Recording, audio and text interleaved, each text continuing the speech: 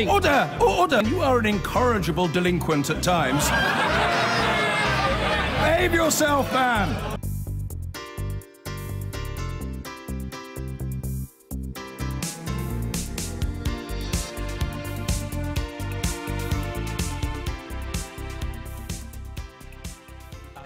Elsewhere, Britain's fiscal watchdog has cast doubt on the government's claim that the £20 billion increase in NHS funding will be partly paid for with what they call a Brexit dividend.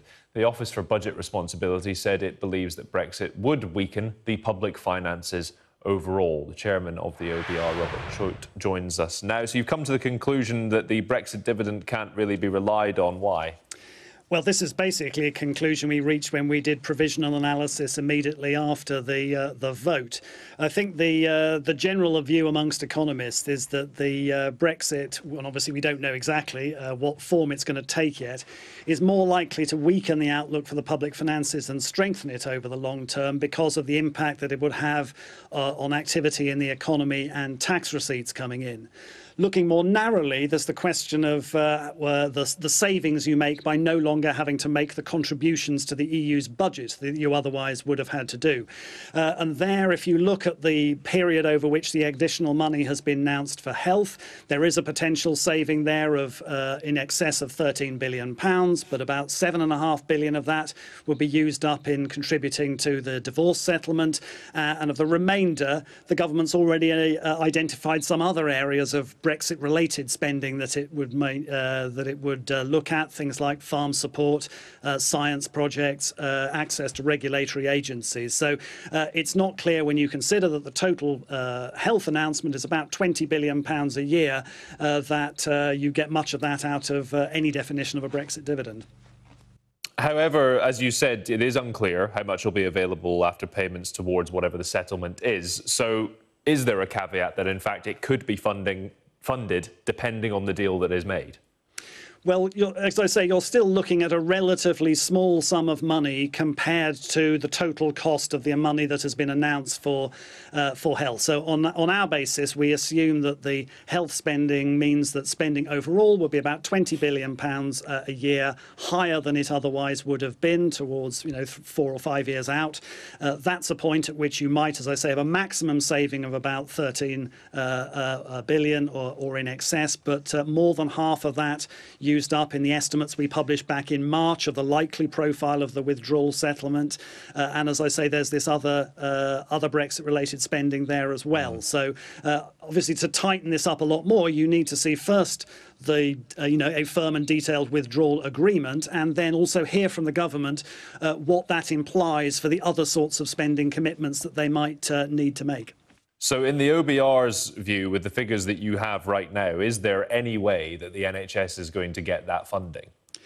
Well, we've assumed that there is a firm commitment on the part of the government to make that expenditure. So in the analysis that we've published today, we've assumed that that basically adds to the total amount of spending, it adds to the total amount of borrowing that the government is going to be doing and the accumulation of debt over the next few decades. So that means that you're assuming it will be borrowed money?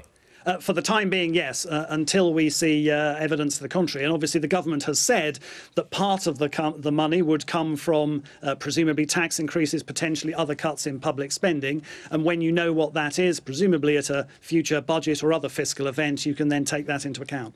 Robert, can I ask you how challenging it is doing forecasts at the moment, given the situation with the white paper, etc.? Well, it's always tempting. Forecasters always like to say now is a uniquely difficult time to do a forecast, and now is a uniquely difficult time to do a forecast.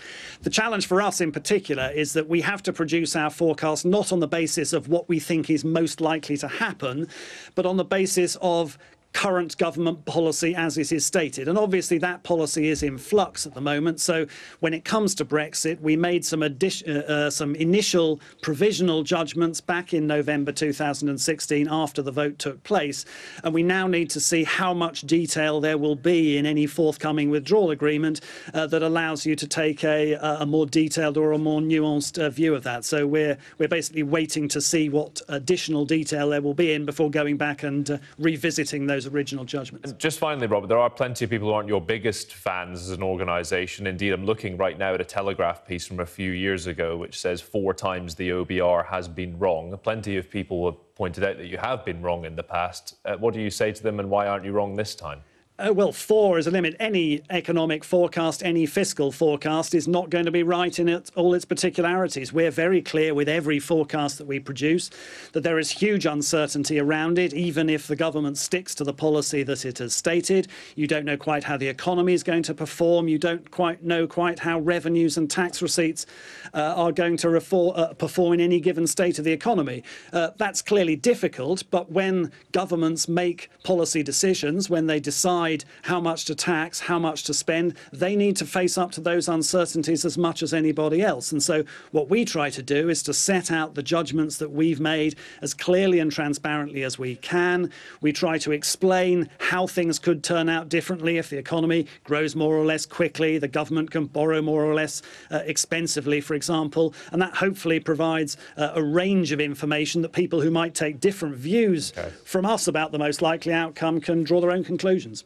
OK, Robert Choate from the Office for Budget Responsibility, thank you for your time today. Thank you. Well, the Governor of the Bank of England, Mark Carney, has also been warning about Brexit's economic impact. He says no deal would have big economic consequences, prompt a review of interest rates and leave many bankers idle. In a no-deal scenario, there would be big economic consequences. So we might have a lot of idle bankers because there's not a lot of demand for their services, but we will not have a shortage of capacity in the UK. A spokesman for the Prime Minister has said that she still believes there will be a Brexit dividend. Let's hear more about that. Joining us now is Chief Secretary to the Treasury, Liz Truss. Ms Truss, thank you for your time today. So the OBR saying that there's really no such thing as a Brexit dividend. Where is this money coming from? Well, if you look at what the OBR say, they do say that we will be putting less money into the EU and our contributions will stop. So there will be a Brexit dividend. Of course, we need to find other sources of funding for the health deal. That's why we're working on boosting growth and productivity. And it's also why we're looking across the board. Tax rises then? Well, the Prime Minister is being clear that we're all going to have to contribute a bit more.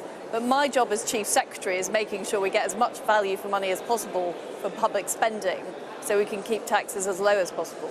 The point is that we're unclear how much is going to be available after those payments to the EU are settled. We simply don't know the figures, do we? And there are other variables as well. I mean, of course, the OBR forecast is a prediction. They're an independent body. And what today's report is all about is it's about setting out the challenges we face so we can deal with them in good time. That's why we put extra money into the NHS to deal with the challenges of an ageing population. That's why we've raised the pension age to make sure that we can afford future pensions. And we've taken the approach as a responsible government to bring our debt down as a proportion of GDP. That will start happening this year. And also to get control of our public finances. So we're not spending all our money on debt interest. But given that we're spending it on the public services we need. Given that we don't know the figures, would you borrow more if you wanted to fulfil that pledge? No. What we are saying is that we are going to stick within our fiscal limits. We're going to make sure that we keep debt falling. And what we're going to do is find the money from within the government finances to make sure that we can pay for that important money we're putting into the NHS. And we do need to do that. We know demand for the NHS is increasing. We've got an ageing population. We've got better technology. And the public want to see that money going into the health service. OK. I just want to ask you about the news today that Vote Leave have been fined for going over their spending limits, and a couple of people referred to the Metropolitan Police. We had a Brexit whistleblower, Shamir Sani, on about an hour or so ago, who said, why do parliamentarians care more about themselves and their party over the robustness of our democracy and our electoral system? The Electoral Commission have deemed that they have broken the law. So why are we not going back and revisiting it? Well, this is an independent commission that make those decisions. That's right. It's not right for politicians to get involved in those types of decisions. But I am absolutely clear that the people in Britain voted to leave the EU. They knew what they were doing at the time. They made that decision. And as a government, we're committed to following that through. But do you think there's any possibility that a campaign overspend would have influenced the outcome of that vote? I spent the whole campaign talking to people across the country. There were very clear reasons why people voted to leave: to get control of our laws, to make sure that we ended freedom of movement. But if someone has cheated, if on. someone is deemed to have cheated in that process, let's say I'm sitting an exam and I cheat in that exam and I then pass the exam. There's an investigation and they found that I cheated. Should I be able to still pass that exam? We have bodies like the Electoral Commission to look at the details of electoral law. That's absolutely right. But I am clear that when people voted to leave the EU, they knew exactly what they were doing. There was huge momentum behind it. And now the government is delivering on that and making it happen. I think trying to rehearse these arguments 2 years after the referendum would be completely wrong. So Nicholas Soames stood up not long ago and said one of the great glories of this sadly now diminished country was our electoral and democratic system. I say to her, if we are to retain the integrity and the trust of the voting public, the whole thing needs to be blown up and started all over again. People in your party think we're in a pretty worrying moment in terms of the systems that govern our electoral system. Well, I don't think we're a diminished country at all. I think we're a great country. We've got a great future. We've just had brilliant employment figures out today. Again, another record in terms of the number of people with jobs in this country. We've got a record number of startups. We're seeing huge investment into areas like tech. And I think what we need to do is ride on that optimism, see our country improving and growing. And that's what will make us successful as we leave the EU. We haven't had a chance to speak to you since a speech that you made a short time ago, and you referenced Michael Gove's job as Environment Secretary and plastic straws. What do you think about that a couple of weeks on? He wants to ban them, should we? Well, I'm a supporter, and I'm part of the government. I'm a supporter of banning plastic straws and the consultation we're doing on that. I was making a little joke at the expense of my friend in Cabinet, Michael Gove. And, you know, politics, people do take us quite seriously sometimes. We do like to have a bit of a joke. We do like to have a bit of a banter.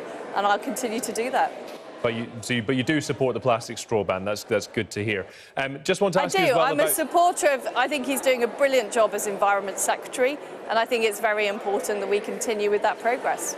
OK, the votes in the Commons today, so I'm trying to cover quite a bit of ground here. Are you worried at all, given the fact that there's an amendment to the customs relationship with the EU? Labour might well get on board, as well as quite a few Tory rebels. Is the Prime Minister in trouble? Well, we saw what happened yesterday with the bill yesterday. There was a lot of talk, but the government got its business through. We got the support of Parliament. That was incredibly important. Today's vote is important as well. And it's vital that we leave the customs union so we're able to strike those independent trade deals. I've been talking with colleagues across Parliament. We've got a great Prime Minister. She's doing a good job. We need to back her. Regardless of if there is no deal reached, as this amendment says, by, I think it's the end of January 2019, you would still say get out of the customs union regardless of that? Absolutely. And one of the things we agreed at Chequers is that we're stepping up our plans for no deal to make sure that we do have an alternative. It's important to have an alternative in those negotiations. But it's very important that Parliament doesn't seek to bind the hands of the Prime Minister as she's going into those negotiations with the EU. And just finally, there is talk of early recess, making the last day of term this Thursday, meaning that you wouldn't have to come back next week. Is that going to happen, that vote, or are the government going to pull that motion? Well, I tell you that whatever happens, I'll be in work Monday and Tuesday next week anyway. Why is it being proposed then? It looks really bad. It looks like the Prime Minister is running away from trouble. I haven't seen those proposals at the moment, but whatever happens, I'll be in work, I can tell you. OK, Liz Truss, Chief Secretary to the Treasury, thanks for your time today. The public spending watchdog has dismissed suggestions that the government's promise to increase NHS spending could be paid for with a Brexit dividend, and claims the government's promise to boost the NHS with an extra £20 billion will require tax rises or spending cuts. Well, our economics editor Kamal Ahmed is here. So Theresa May made a great play of giving the NHS this money on its 70th birthday, and this has put a bit of a damper on things. Absolutely right, Fiona. So we remember that figure that Theresa May spoke about, £20.5 billion more for the NHS by 2023, but very little detail on how to pay for it. Well, today, the Office for Budget Responsibility, that's the official economic watchdog, said that it meant some stark choices. Now, the government, it says, could borrow more. Now, if they did that, the OBR said the public finances would be frankly unsustainable. The government already has £1.8 trillion worth of debt. It is paying £50 billion a year on the interest on that debt, so not a very palatable option. The OBR said that, of course, they could cut spending more. Now, again, after 8 years of austerity, cutting spending doesn't seem very attractive. And as you say, that notion of the Brexit dividend, OBR says, doesn't exist. The public finances are weaker because of Brexit, not stronger. So that's very, very difficult. That leaves tax rises. Now, Theresa May did say that taxes may rise a little bit. Today, the OBR seemed to say that taxes will be going up far more quickly than the government at the moment is suggesting. When will we know which taxes? Not until the November budget, when Philip Hammond will tell us finally how they're going to pay for that big NHS pledge. We shall see. Kamal, thank you very much. Amid the ongoing chaos of Brexit, the government received some grim projections today about the long-term health of the public finances. The Office for Budget Responsibility said the outlook for the national debt was unsustainable and a series of tax rises could be needed to bring it back under control. Our economics correspondent, Helia Ebrahimi, is here. What's going on with our public finances, Helia? Well, John, the two problems are higher healthcare costs and falling migration. This is going to lead to skyrocketing debt. But first, let's talk about that controversial Brexit dividend, because the Prime Minister's already promised this £20 billion to the NHS. And a lot of economists are saying, well, that money doesn't exist at all. Today, the OBR, which is the government's official public finance watchdog, did its own mathematics. By the end of this Parliament, the UK will no longer have to contribute £13.3 billion to the EU, but it will have to send £7.5 billion to Brexit for the divorce bill. Now, that leaves us with £5.8 billion. But the problem, John, is that the OBR says the government's already earmarked that money for £3 billion for farming, you've got £2 billion extra for science, you've got an additional £1 billion going to regional aid. So you've burnt through that Brexit dividend even before you get to the NHS bonanza. So, leaving Brexit aside, how are public finances really looking? Well, I'm afraid it doesn't get much better, because that fall in migration that I mentioned is going to leave the UK with fewer young workers. And on the other side of that, you've got this ageing demographic, which means higher healthcare costs. Those two elements together is going to do this to the UK debt profile in 50 years. You can see that skyrocketing. And by the end of that period, debt will be 283% of national income. Now, that's higher than places like Greece. And the OBR says the only way to overcome this, or one of the only ways, is going to be to substantially increase taxes each and every decade for the next 50 years. Now, that means an additional £200 billion of taxes in today's money. So whether there's Brexit or no Brexit, it's going to be a very uncomfortable in-tray for any government. Helia Ebrahimi, thank you.